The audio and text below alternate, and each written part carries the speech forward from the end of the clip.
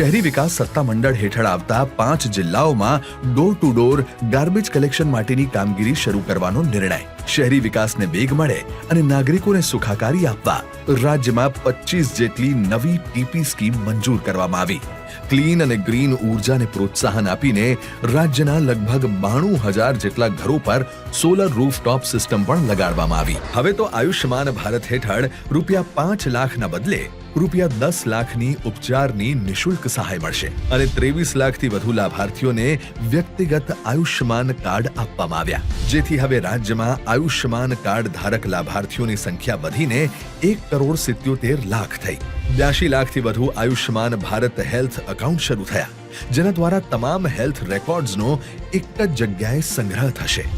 25 લાખ જેટલા લોકોનું telemedicine consultation કરવામાં આવ્યું.